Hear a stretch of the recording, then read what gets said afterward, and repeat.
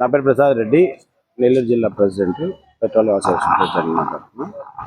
Tank capacities గురించి ఈ మధ్య సోషల్ మీడియాలో కానీ పబ్లిక్లో కానీ చాలా అపోహ ఉంది.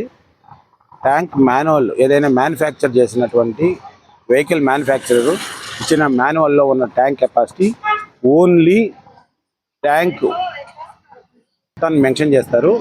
కానీ 20% బఫర్ కూడా ఇస్తారు. ఎందుకంటే ట్యాంక్ నుంచి ట్యాంక్ క్యాప్ వరకు ఒక రబ్బర్ ఇస్తారు, రబ్బర్ హోస్ పైప్ అంటారు. ఆ హోస్ పైప్ను కూడా మన వాళ్ళు క్యాలిక్యులేట్ చేసుకుంటారు.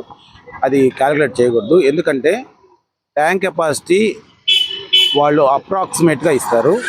అది వెయిట్స్ అండ్ మెజర్మెంట్ వాళ్ళు సర్టిఫై చేసినటువంటి ట్యాంక్ కెపాసిటీ కాదు. అందువలన ట్యాంక్ కెపాసిటీ 20 లీటర్లు అని ఇచ్చుంటే అది 20 లీటర్ల నుంచి 25 లీటర్ల వరకు కూడా పట్టేటటువంటి అవకాశం ఉంటుంది.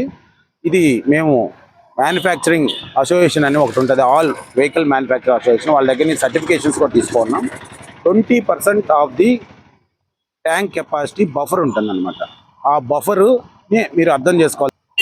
అల్లూరు ఫిల్లింగ్ స్టేషన్లో వాటర్ మిక్స్ అయిన కారణంగా డీలర్ యొక్క ప్రమేయం లేకపోయినా దౌర్జన్యంగా దుర్బుద్ధితో ఎక్కువ డబ్బులు వాళ్ళ దగ్గర వసూలు చేయాలన్న కాన్సెప్ట్లో 4,000 రూపాయలు అయ్యేటటువంటి రిపేర్ని దొంగ బిల్లులు పెట్టి 1,74,000 రూపాయలు ఇచ్చారు. దీనిపై ఎస్పీ గారి దగ్గర తీసుకెళ్ళాము.